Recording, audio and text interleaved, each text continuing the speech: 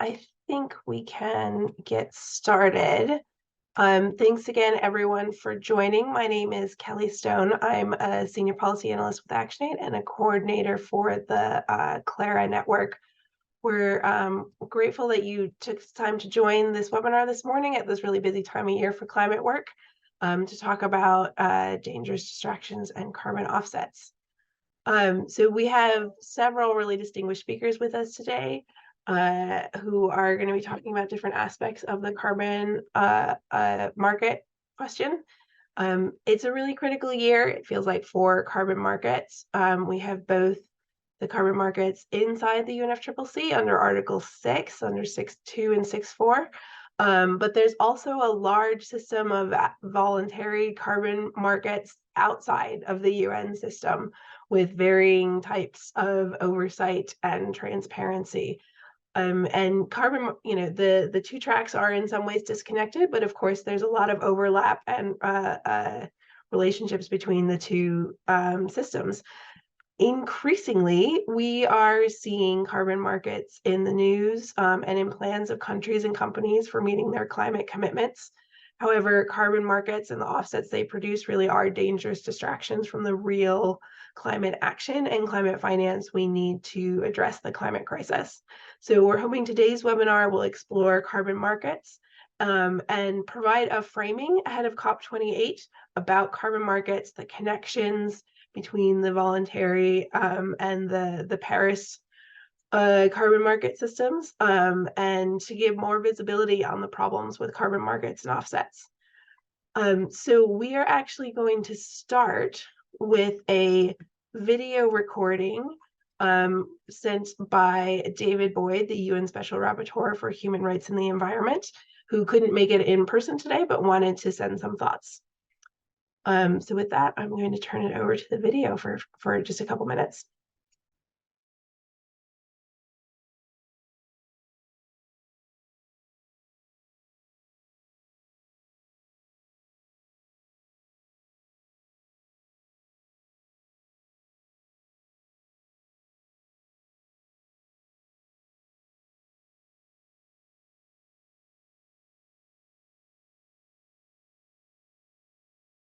I'm not hearing any sound.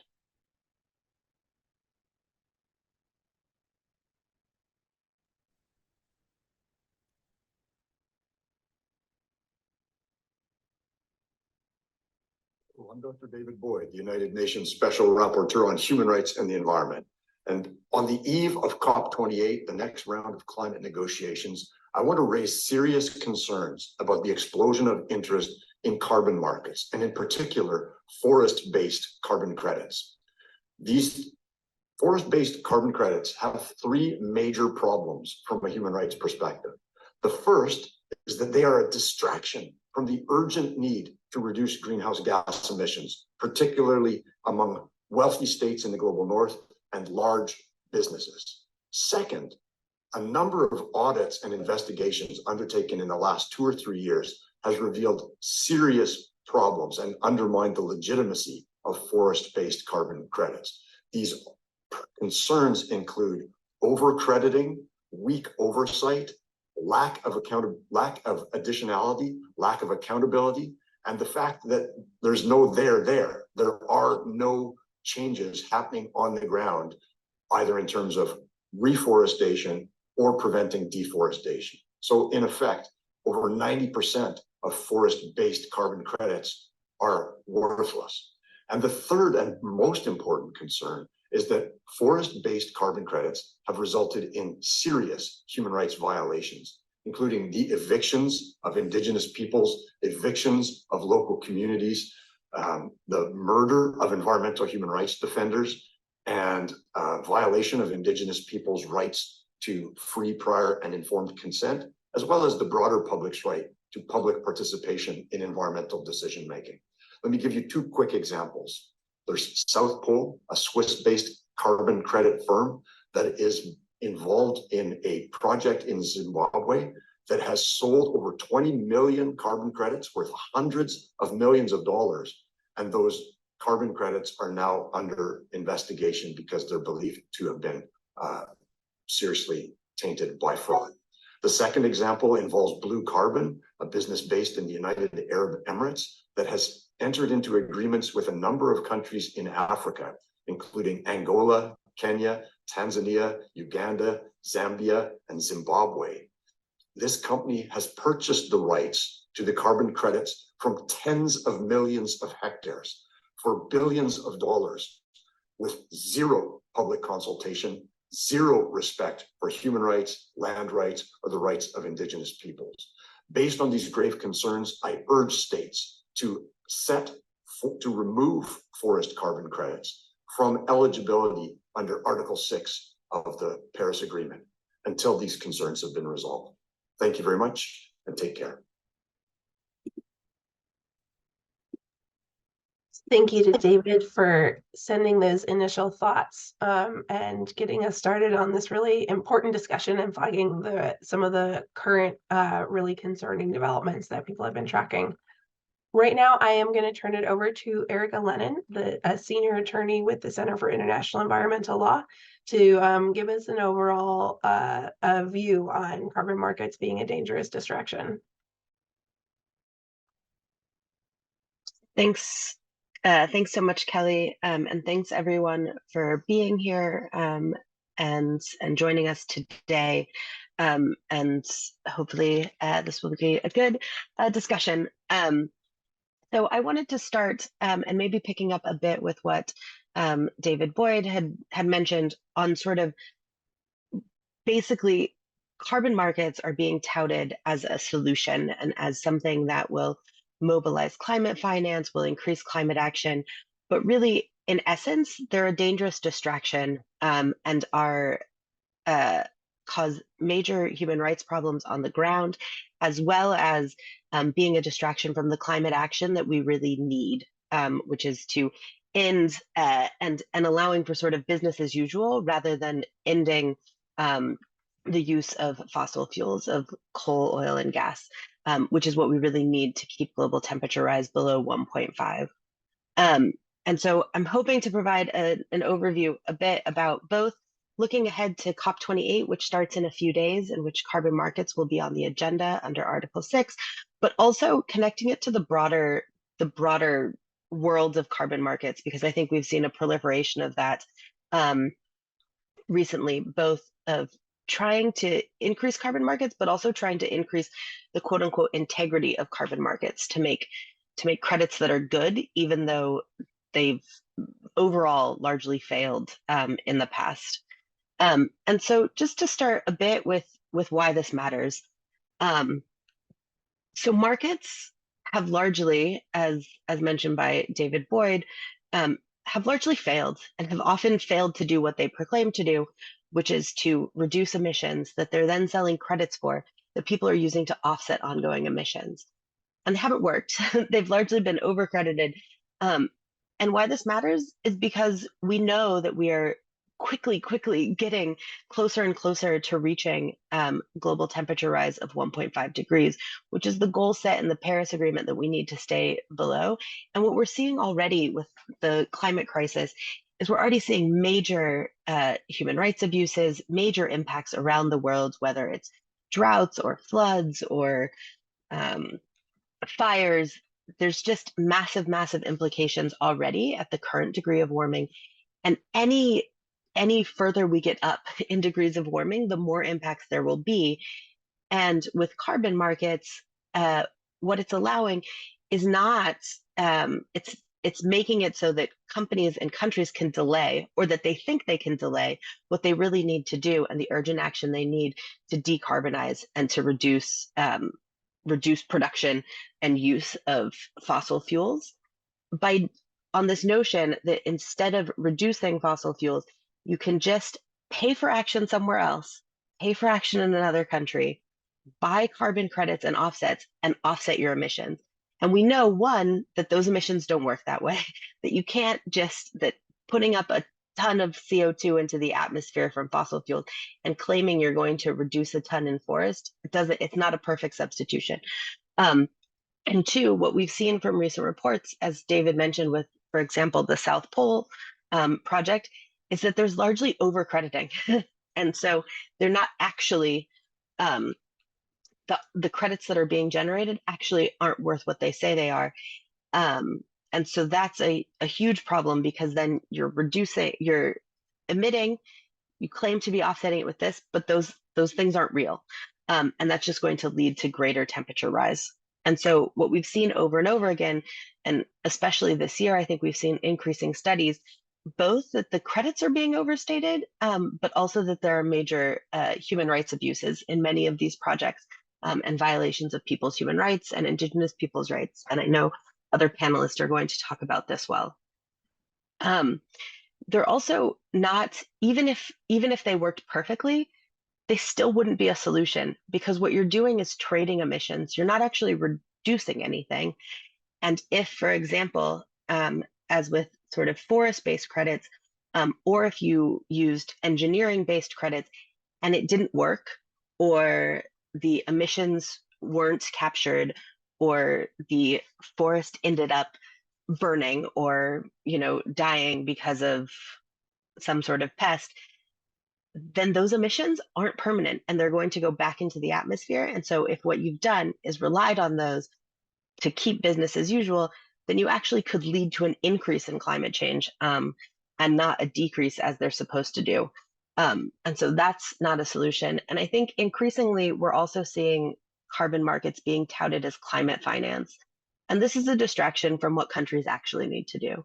As we know, developed countries and those who have most caused the problem of climate change owe substantial amounts of climate finance for both mitigation and adaptation, as well as loss and damage. And they've made promises to pay this money, and they owe it under the international agreements and under international law, and they failed to do so. And we need massive amounts of climate finance. And it seems that rather than putting in more climate finance and doing what they need, increasingly people are saying, well, carbon markets will provide the climate finance we need. We need to rely on the carbon markets in the private sector. And yes, we absolutely need climate finance, but this isn't the way to do it.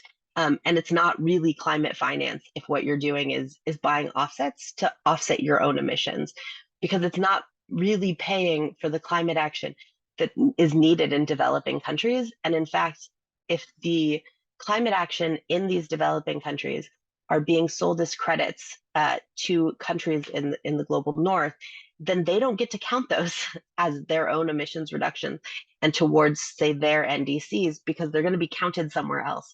And if you counted them in both places, then you also have a problem of double counting and not actually reducing the emissions. And so those don't work as well.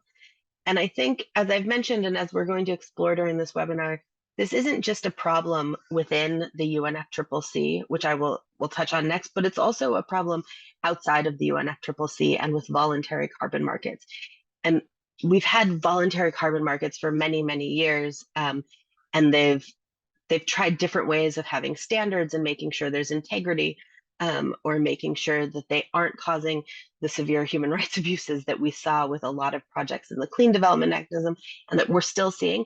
And it hasn't worked. Those problems still exist, as a lot of the studies have shown this year, despite, even the crediting agencies that have had the best standards, whether it's Vera or Gold Standard, those have proven not to really hold up to the integrity. I think that was one of the problems we saw with South Pole, and there's been studies by The Guardian as well as others from UC Berkeley, really sort of punching holes in all of this credibility. And we're seeing that there's efforts to try and make there be quote unquote more integrity through the ICVCM or the VCMI and all these voluntary markets initiatives, as well as some governments like the US trying to set up what they call an energy transition accelerator, which is just a carbon market, and again, won't necessarily really won't have the action that we need. And then because COP28 is starting this week, I also wanted to mention a few things. Obviously within the UNFCCC, Article 6, namely Article 6.2, which is set to be sort of one of the largest global pricing and trading platforms, and to have a registry to monitor the trading of internationally tradable mitigation outcomes, or ITMOs, to meet NDCs, and Article 6.4, which is essentially setting up a carbon market, the Sustainable Development Mechanism, are going to be discussed at COP28. Under Article 6.4, one of the key things they'll be discussing, one, is whether it can include emissions avoidance, which it shouldn't, and two, whether to accept recommendations from a supervisory body on whether to include removals in the carbon market, which would be a dangerous distraction within a dangerous distraction, because you have the dangerous distraction that is removals, whether they be land-based or engineering-based, as well as a dangerous distraction from the carbon markets. And what we've seen in the recently released document on removals, which have issues related to permanence, related to reversals, related to feasibility, et cetera, there are still many open questions that the supervisory body has left open, and sort of statements that further guidance will be developed, including related to environmental and social safeguards and the sustainable development tool, as well as the establishment of an independent grievance mechanism that communities can seek redress from. And the drafts we've seen of those, which they haven't completed, are not great and have many problems. And so there are all these open questions, and they want to put forward these recommendations on removals as well as on methodologies to try and jumpstart the market without having in place all of the pieces to make sure that it won't go wrong. And so those are really critical to do. And one of the things I think we, as well as many others, will be watching at COP28. And I think I've spoken for too long, and so I will stop now and turn it back to Kelly. Thanks. Thanks, Erica. That was a really helpful summary and explanation about all the different sort of aspects of carbon markets being a dangerous distraction, and a good framing for the rest of our discussion. Our remaining speakers are going to focus really on the harms that these mechanisms are doing in communities. So first, we're going to turn to Maria Hengeveld, who is a researcher for SOMA with the Center for Research on Multinational Corporations based in Amsterdam, who's going to be talking about a project in Kenya. Maria, please come in. Hi, thank you so much, Kelly, and to Camilla and Erica for inviting me. Yeah, so I'll be speaking about an investigation that we recently released. It's called Offsetting Human Rights, and it looks into the Kasarani Corridor Red project in Kenya. So I'll be speaking a bit about our findings, but also about what this tells us about the limits of the auditing system used by VERA, which is the accrediting agency involved here, to prevent and identify human rights abuses in its offsetting projects. So the Kasarani Corridor Red project is the first forest conservation or RED project on the voluntary market, and it's the flagship program of Wildlife Works, which is the US company that runs the project. Now, influential actors in the climate space, including FERA and UNEP, they've held up Kasarani as the model on how to turn conservation and community-focused development into a win-win initiative. And the buyers of Kasarani credits, from Microsoft to McKinsey to Kering, which is the company that owns luxury brands such as Gucci and Balenciaga, they've all bolstered the project's image as this almost humanitarian project that empowers local community through jobs and what they term co-benefits, such as bursaries and water tanks. Now, the project also stands out for its women's empowerment claims. So the company hires women as rangers, and it runs all these women's empowerment groups. And in part because of all these activities and the whole sort of branding around it, the project has managed to get the CCB and the SD Vista certificates, which again are run by FERA, and that are supposed to verify that the project contributes to the UN Sustainable Development Goals. And especially here, what is emphasized in the auditing reports is SDG 5 on gender equality and women's empowerment. So in the last decade, auditors from 6 different auditing firms have visited this project and verified that, yes, it is meeting all these conditions. Now, in contrast to that image, in the very beginning of this year, I spoke to 2 people, a researcher and an auditor, who had independently of each other heard serious concerns about conditions at Kasarani, and then particularly about sexual harassment. And one of these two people had heard this as, I think, over like a decade back. So that suggested that this is something that could have been going on for a long time if it had. And so we decided to look into that and to set up an investigation into Kasigao, and to do so through a women-only team of researchers and people with experience in interviewing victims of sexual abuse, just to really create an environment where hopefully women would feel safe to come forward. And this approach proved successful. It wasn't easy to get people to speak, especially current employees were often afraid initially to talk about what had happened to them, but we ended up gathering over 30 testimonies in June and July from employees and community members who all spoke about widespread sexual harassment and abuse at the company.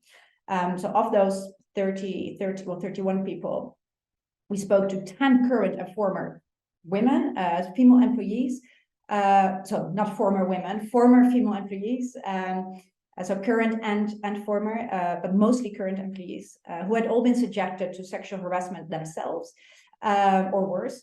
There were 5 community women who had been humiliated and harassed by rangers, and there was 1 woman who we talked to was the spouse of a male ranger who had also been harassed. And the remaining interviewees were mostly men who corroborated specific accounts and the broader culture of abuse at the organization. And some of them, their wives have been targeted.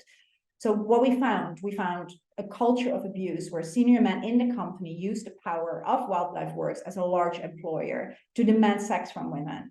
We identified at least 3 alleged culprits, 2 of whom have now been fired as a result of our research. And what we heard is that if women succumbed to the pressure, they were promised benefits, better treatment at work, including salary increments. But if they refused, which all the women that we spoke to, all the employees, the female employees that we spoke to said they did, they faced brutal retaliation. They were denied promotions, they were demoted, they were bullied. I spoke to women who say they were denied company transport when they really had to visit a hospital, or they were forced to work at remote locations all by themselves for months on end as retaliation. Some women were denied permission to leave the bush and go home unless they would sleep with a senior colleague. We've also spoke to 2 women who say that a colleague, the same man, attempted to rape them. And the spouses of male rangers, as I just alluded to, were also targeted. I spoke to 1 woman who received phone calls when her husband was in the bush for work for weeks on end. And then one of his managers would call her to essentially say, I've promoted your husband now, so now it's payback time. So this woman said she refused to give in. But I've also spoken to somebody, to a male ranger who says that his now ex-wife did succumb to that pressure, to those demands, and they ended up with a very painful divorce, which is just speaks to the suffering that these abuses have caused. So women from the community, so not employees in this case, they spoke to us as well, and they talked specifically about rangers, rangers who had caught them when they were fetching a dried firewood, and who then subjected them to humiliating treatment, including sexualized slurs. These women, they were forced to kneel for hours on the ground. One says that a ranger attempted to rape her, but was stopped by a colleague. And what's quite clear from the interviews that we've done is that these weren't isolated incidents. There were several rangers that we spoke to who told us that they had witnessed colleagues abuse women from the local community. Now, I can speak more about the details of all these violations and other problems that we heard about, because it was not limited to sexual harassment and abuse alone. But for the purpose of this webinar, it's probably more useful if I discuss the more systemic questions that are raised by these findings. And so in doing that, I want to focus on the auditing system, which, again, is overseen by VERA, sort of the validation and verification system. And this system is meant to ensure that projects meet the social safeguards of these standards and ultimately respect human rights and make sure that no net harm is being done, as it's often referred to. As I mentioned earlier, the Kasigao Corridor project had been repeatedly audited time and time again, but it doesn't look like anyone has picked up on these abuses. Certainly the reports don't show that. So the project was just passed time and time again. And that tells us something about the structural flaws of this system, of the auditing system, and why it isn't fit to reach its purported aims of protecting human rights and maintaining those social safeguards. And so I'll talk a little bit about what we see as the system's main flaws, and we will be publishing on this next year. We're working on a report about the auditing system. So first, as I'm sure you all know, the auditing system is largely unregulated, this auditing system. And so the task of overseeing the quality and integrity of auditing companies and their work lies with Vera, which is a private body. Now, there's a massive conflict of interest at the heart of this system. So a company like Wildlife Works, it hires the auditors that then have to scrutinize the impact claims of Wildlife Works, its client. And this creates what some auditors that I've talked to over the course of this other research that I just mentioned on the auditing industry, what some auditors have described to me in interviews as a difficult dance, where they have to, on the one hand, they have to keep their clients happy. On the other hand, it's their job to assess somewhat critically the impact claims of these clients. And so this presents a fairly obvious and strong incentive for auditors to be lenient on their clients. And so in turn, this then creates a risk for the people involved in the project, including employees and community members, that their grievances go overlooked. The system also allows for project developers to coach their employees in what to tell these auditors. So I spoke to one auditor who had visited Kassigau, and they said they had the impression when they were there that people just couldn't speak freely, as if people had been told what to say. They even seemed afraid to this auditor. This was the same auditor who told me they had informally spoken to women who had been sexually harassed, but at that time, in that context, were not prepared to go on the record with their stories. Now, the issue of trust isn't helped by the fact that employees often know that auditors are partners of their bosses, and so they're often not seen as safe to confide in. And so what that means is that even if auditors are fully committed to uncovering any wrongdoing within the limits that they have, and even if they ask all the right questions, like the close relationship of them or the company that they work for with the project developers, that in itself undermines the trust that is necessary for people to open up to them. And given that audits are the mechanism with which human rights are monitored within projects, this also raises major questions about what other abuses might go on at comparable projects. And I think more fundamentally, aside from these specific findings and implications on auditing, I think what our research illustrates is really a problem with carbon offsetting and what was mentioned earlier or highlighted earlier by David Boyd with forest-based projects. We see issues that are more widely documented in the literature on different continents with different methodologies in different disciplines, where these projects are being linked to all kinds of abuses. And ultimately, of course, that relates very much to the power imbalances that companies such as Wildlife Works, again, this is the company that we now looked at, but it's certainly not unique, but that companies like that can introduce or exacerbate in a region. When you have a powerful company entering a region with high unemployment, where people are suffering from droughts and poverty, as was the case in the context where we did our research, and the business model of the company revolves around commodifying the community's environment and its broader well-being into a product like a carbon credit, you create an environment where, in the absence of strong oversight systems, abuses can thrive. So to wrap up, back to our report, it might be good to mention that in response to our findings, the company has launched a third-party investigation, and it has now terminated the contracts of 2 men. Vera has also suspended the project pending its own investigation, and a few trading platforms have suspended the sale of credits as well. What we're meanwhile sort of pushing for is for the company to pay remediation to all the people affected, and particularly, of course, the women. And we're also pushing for it to expand its investigation, because we believe this is only the tip of the iceberg. Thank you. Thank you, Maria, for that really helpful explanation of both the conflict of interests and risk sort of inherent at the heart of this kind of carbon market mechanism design, but also for your work uncovering the really horrifying abuses that are happening in these specific projects and advocacy on those parts. We're going to turn next to talk more about carbon market impacts in Africa. And thank you so much to Erica Guyana, who is a youth climate justice organizer with Fridays for the Future and the Angry Alliance, for joining us. Erica, please come on in. Thank you.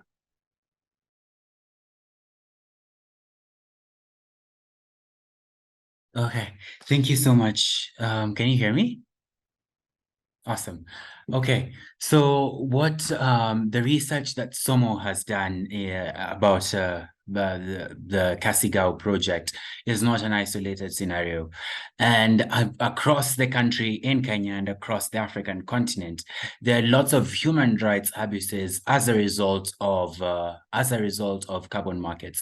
Just recently, I'm going to put an article in the chat.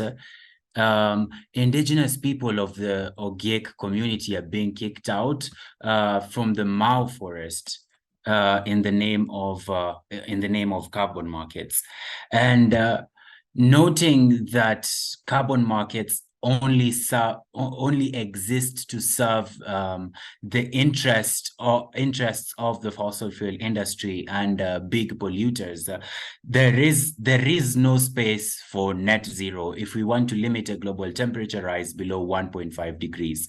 What they effectively do is supporting business as usual by providing companies with carbon neutrality certification without them actually having to cut down any emissions, and they only exist to serve the interests of the fossil fuel industry. Shell, the fossil fuel company, has been on record claiming that they had a huge role in the creation of Article 6 in the Paris Agreement. I've put an article in the chat about that. And the accounting methods are flawed. Money doesn't reach to communities because the carbon markets are supposedly supposed to be empowering to farmers and communities who own the land. But in reality, money doesn't often trickle down to the local communities, the landowners who control the land.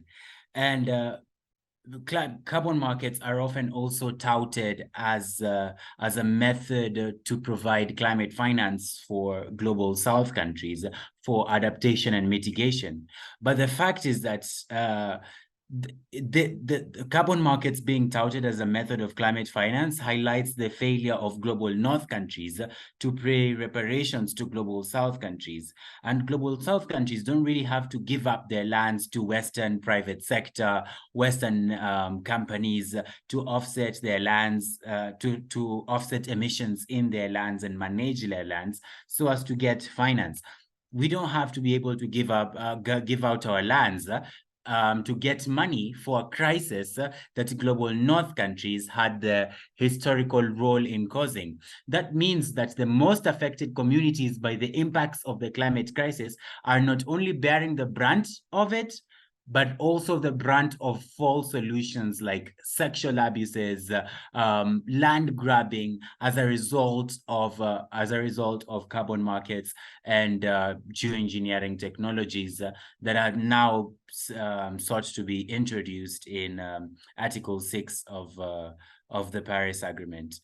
So I think it is important that real solutions of the climate crisis are underpinned by the principles of equity and justice. We must do away with the neo-colonial and capitalist solutions that only seek to benefit the largest polluters whilst causing more harms to the already affected communities by the climate crisis. I think solutions that get us there, one of them is the Fossil Fuel Non-Proliferation Treaty, which puts us a step closer to uniting governments in stopping all new oil and gas exploration, phasing out existing fossil fuel production, whilst calling for massive investment in community-led and people-led renewable energy. Thank you so much.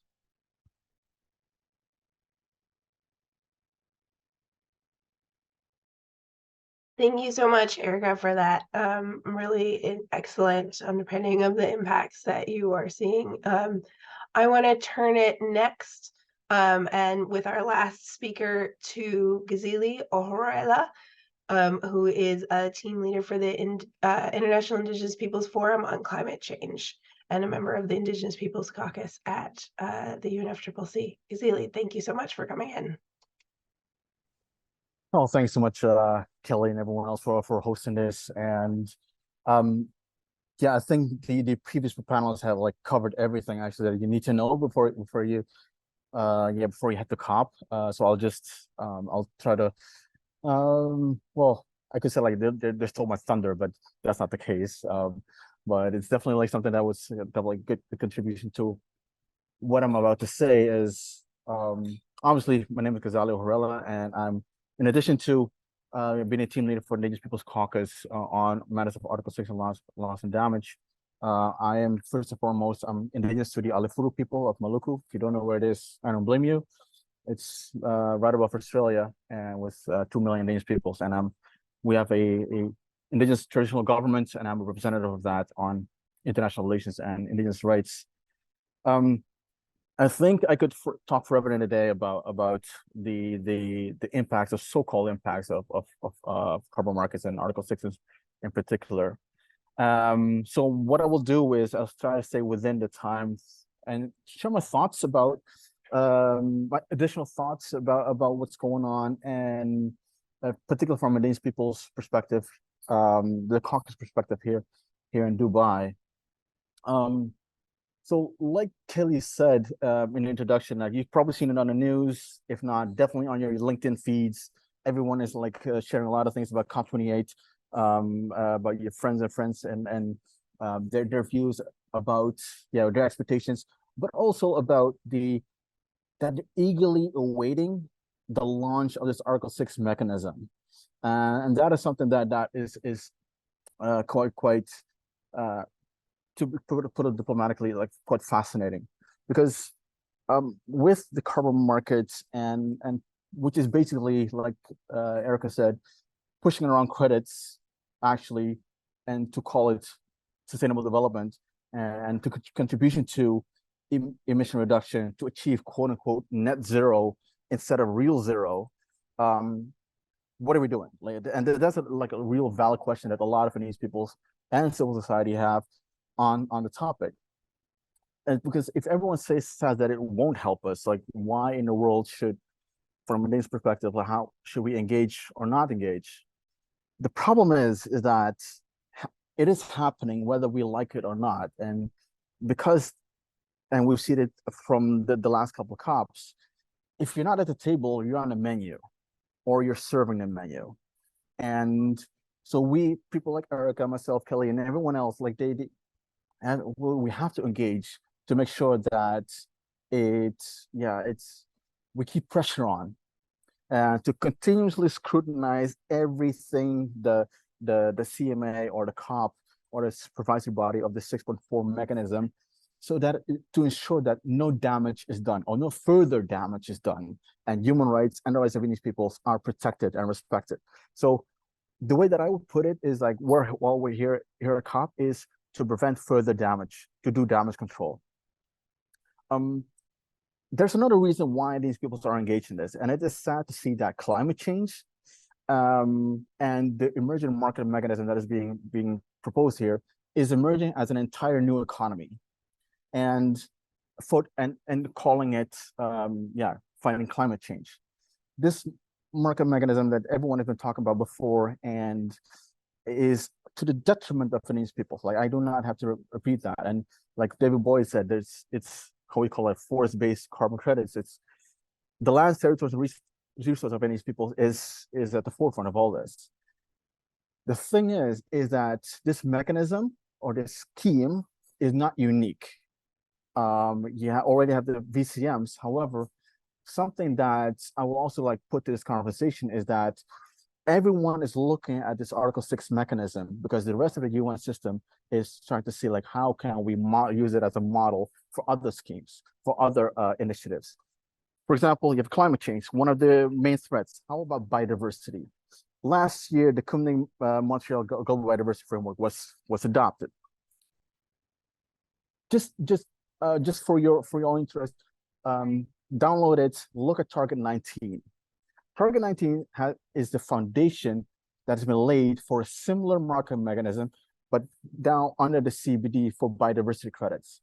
And so what we're seeing right now is that that countries are heavily influenced by the aspirations to participate in these market mechanisms, to participate in carbon credit and biodiversity schemes. And the potential financial gains from these market mechanisms could be driving a preference for policies that water down or do away with, particularly in our case, the rights of indigenous peoples, or like the basic human rights. So the article that Erica shared in the chat about the OGS situation is just one of the situations that we know of. And we are afraid that it will continue and increase, labeled as quote unquote conservation, sustainable development, or even the 30 by 30 initiative. Actually, it's all used as labels to make sure that land, stores, and resources of these peoples are used for the scheme. So we see Article 6 as the first through the door, and other conventions processes as CBD eagerly following, and who knows who else will follow. So starting in Katowice, Poland, these people started to strategize on the topic of carbon markets under Article 6, alongside people like Erica, to do three major things: human rights safeguards, full and effective participation of indigenous peoples throughout all levels and all stages, and a grievance mechanism, so that you have protection on the front end and you have protection at the back end. I always use the analogy, and then Camilla and others have heard me use it already. Like, imagine that you and 99 others are advised by a doctor to change your eating habits due to health risks from eating too much fast food, right? Erica talked about like Article 6. So the three main topics of Article 6 are 6.2, which is like you and 99 others of your friends are deciding to work together to voluntarily to improve your health, right? No, the issue is that what you do is you share tips, you support each other and everything else, and you register it in some kind of a registry, and you get credits. Like, so like there needs to be some kind of incentive according to the UNFCCC. Then there's Article 6.4, which is like, all right, yeah, you and 99 others were to do this. However, we need a personal trainer, and this personal trainer is going to explain to you like what you should be doing, and will supervise your efforts to get healthier. So this is 6.4 supervisory body is going to, like Erica said, sustainable development tool, grievance mechanism, methodologies, removals. It's going to draft all these rules and guidelines of what other states will have to do to participate in all this. And then there's one particular article that has not been talked enough about, which is Article 6.8. 6.8 is like you and your 99 friends, you decide, well, all right, hey guys, all right, we need a complete lifestyle change. For long-term impacts, we need to do this. So there's no credits involved. We have to like help each other in doing this. So if you look at it, if the goal of Article 6 is to reduce carbon emissions through international cooperation, 6.8, this non-market approach, should be the objective. And the credit and offset scheme should be the reluctance that 6.8 of states have right now. So for indigenous peoples, aside from addressing concerns with removals, there are two key elements that we are pushing for over here at COP. Like Erica said, sustainable development tool. It needs to be very strong and guidelines on human rights-based approach, land, territorial resources, indigenous people's participation, et cetera, et cetera. And then there's the grievance mechanism. If ever there is a process like this, a grievance mechanism is super important. And for vulnerable communities, including indigenous peoples, there needs to be some kind of process in there that we can go towards if there's something that goes wrong. Now, one of the proposals that it made is, well, yeah, you can participate in this. However, at a mere fee of $5,000 US, you can file a grievance. That's just the fee to get in, not even mentioning the money that is going to take to be able to do all the process costs and everything else. It's insane. It's insane. Like this whole, the very people that it's supposed to protect, it is now asking money from so-called for administrative costs or to provide a threshold so that it will not be used for frivolous claims and everything else. But you've seen that there's specific concerns from indigenous peoples on this carbon market mechanism. So I will not bore you with our entire position about the sustainable development tool and the GRIS mechanism. And if you want, like, I can very much send you the position paper that we have on these two.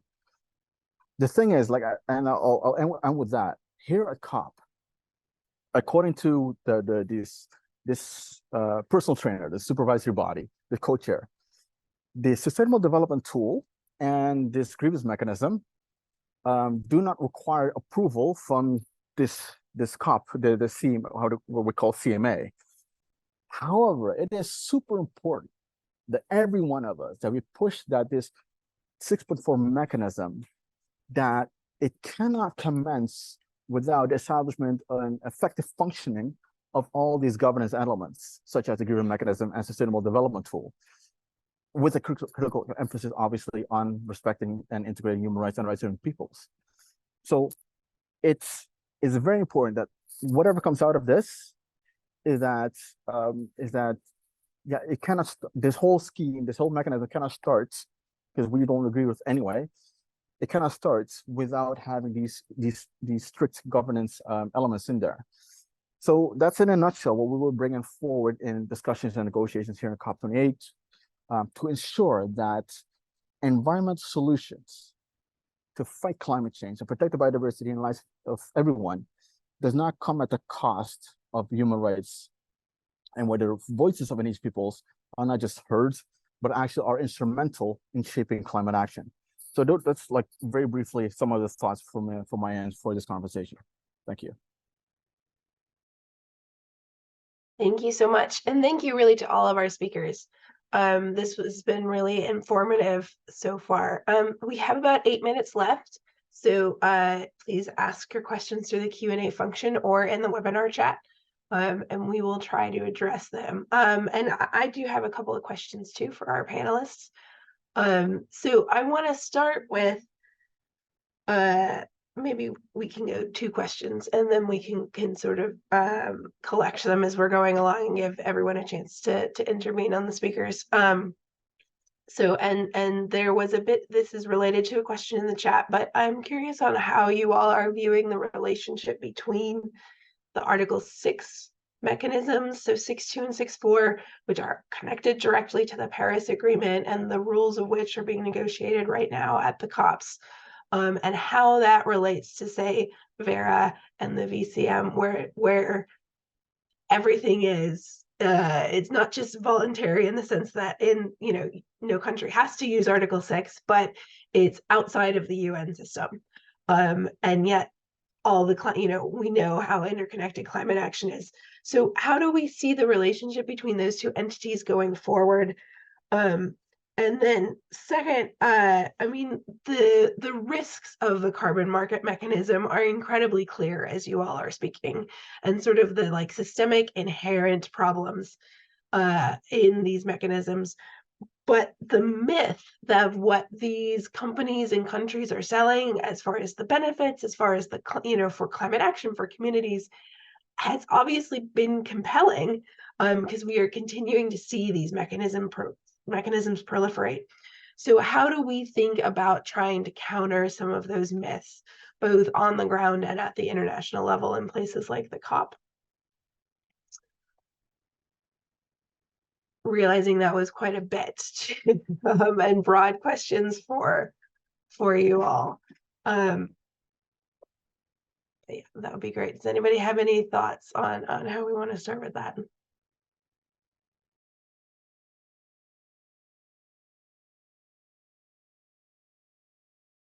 I can kick off if it's okay with everyone. Particularly, like, your first question, like, how does the VCM relate to Article 6? And I think it's a question that not just our circle, but also, like, the private sector is asking themselves as well. Like, so how does one relate to the other? The way that I would like to see it, and Erica mentioned, like, for example, like the ICVCM, the Integrated Council for Voluntary Carbon Markets, is when it comes to rules that the Article 6 are developing, that it should be high integrity, and we have not seen that yet. Then there should be a human rights based approach in all methodologies and all rules. We have not seen it to the extent that it's actually is going to be beyond the CDM. And right now it's like, the way that I see it, like, it's a CDM 2.0. It's not even, it should be better, way better than CDM. So to answer your question on that is that I would hope that entities like the ICVCM and Article 6, they are we'll look at each other, like, how can we complement each other and make it, instead of like a race to the bottom, a race to the top, in terms of like, what are the better elements, what are the better rules to be implemented in Article 6. And the way that I understood it is that the VCM, like, it's like a patchwork in a way when it comes to rules and guidelines, and it's that will require, I think, also require a lot of capacity building from the UNFCCC side, but also from some civil society, Indigenous people side, in terms of ensuring that the VCM also are also including the views on of the mechanism of Article 6. Then addressing all the myths or the concerns, alleviating the unfounded concerns, by the way, when it comes to the what we've been hearing in a lot of bilateral conversations is that, well, we don't have indigenous peoples, so the rights of indigenous people do not apply to us. We don't have any concern with human rights, or this is not a human rights issue. For human rights, you go to Geneva. You don't do it at the UNFCCC. Like, so these are not myths, but these are actually like misinterpretations of what international cooperation is, what multilateralism actually is. And in a way, it could be like very arbitrary, absolutely, but it's the way that I see it is also a role for indigenous peoples, civil society, to remind them that that they have to that they're the same country that is participating now in this negotiation on Article 6 on carbon markets. It's the same country that also ascended to at least 5 treaties of the Human Rights Council and participates in the General Assembly and Biodiversity and everything else. So in a way, and this is the only analogy that I bring forward and every time, is they're the zoom lens, we're the wide angle lens. So we tell them like how one relates to the other, so that it's not a myth, something the concerns that we bring forward, but they're just inconsistent. And we are just pointing that out, and we are making sure that they are going to be consistent across the board when it comes to human rights, rights of peoples, and environmental social safeguards. That's just my 2 cents on this. Thank you so much. We have a question on Article 6.8 in the Q&A section. And if the non-market approaches under Article 6, which are found in 6.8, are a way forward, and if the same level of abuses would be inherent there as we've seen elsewhere. Erica, do you want to try to take that quickly? Sure, I can try it. So I think that's it depends. I mean, 6.8 and non-market approaches can sort of be defined in a really broad way and could be sort of all climate action, really, in essence. And so, a lot of what we push for related to climate finance and to better, mitigation and adaptation action could in fact fall under this sort of non-market approaches. I think it is important it's important across the board in climate action to make sure that there are policies in place to protect against and prevent human rights abuses. to prevent violations of Indigenous peoples' rights, to prevent, abuses of women. And that doesn't stop at the markets. I think that the one thing, the one thing that is better about the non-market approaches is obviously that they're not creating offsets, that they're not creating a world in which there's action being taken one place that's being used to offset ongoing emissions and ongoing use of fossil fuels elsewhere.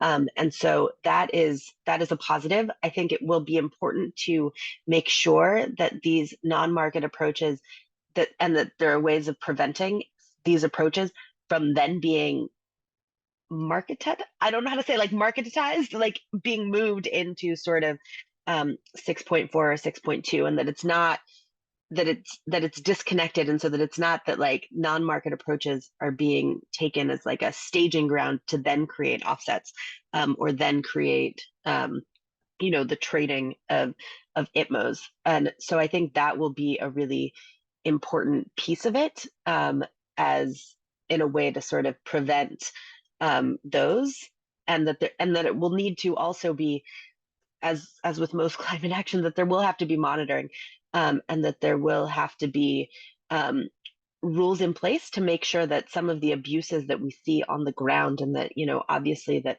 Maria and Gazelle and Erica have all highlighted, don't occur in those non-market approaches. And maybe just to touch on what Gazelle was saying, I agree with a lot of that. And I think that one of the ways to combat against the myths is to really speak about it, and to all constantly be talking, and to be building and countering the narrative, and to use the examples that have come up on the ground, use the examples from things like SOMO's study that Maria talked about, use the examples that have come out in the news to sort of point out the flaws in these systems, and the flaws in the markets generally, and in the activities that the markets are promoting, including removals from land, but also removals from potential technologies that largely are unproven, and that carbon dioxide removal technologies, or carbon capture and storage technologies, which are unproven, or haven't worked after being tried for many, many years, and largely exist to sort of prolong the fossil economy. Thanks. Okay, we are close to the end, but we are going to try to get everyone's questions answered. So we're going to ask our panelists to see if they can give 1-minute answers. Anyone who wants to attempt to the last couple questions. Rebecca and Hope's, I think, were pretty similar. Essentially, what is the power analysis for influencing the supervisory body, but really the COP process around Article 6.2 and 6.4? And is it still possible to prevent the types of abuses that we've discussed here in those mechanisms? So that's question one. And then the second question is sort of what you all think of the contributions approach, which is being discussed in some places. Anyone want to give 1-minute attempts at those two questions? The answer is, I think, yes, there is still room for developing safeguards. The rules for both 6.2 and 6.4 have requirements around human rights and preventing human rights abuses, as well as minimizing negative environmental and social impacts. The 6.4 supervisory body right now is developing its sustainable development tool and safeguards, and we'll be discussing it at their first meeting next year. And so I do think there's room there to make sure that what they have in place is good. Obviously, that's only one part of it. It needs to be implemented. And I think what we're seeing in things, and it was highlighted very much by Maria and her report, is that even when there are auditors and there are people coming to check quote unquote safeguards or sustainable development, that's not always being implemented in the right way. And I do think, I don't know that I know the most effective ways to influence them. I think that what we've seen so far with the supervisory body is that they are responsive to comments and do see them and pay attention to them, and have changed things because of them. I also think, the more noise there is, the more news reports there are, the louder we are, the more pushback there is against governments and talking to them, we might see some things. Thank you so much, Erica. And really thank you to all of our panelists today for providing your reflections. We really appreciate your thoughts and wisdom as we are preparing for COP28 and thinking about where the carbon markets discussion is going in the future. With that, I think we're going to close out, but this was recorded, so I believe that CL will be sharing the recording with those who are interested. And thank you very much again for joining us. Thanks, everyone. Thanks all.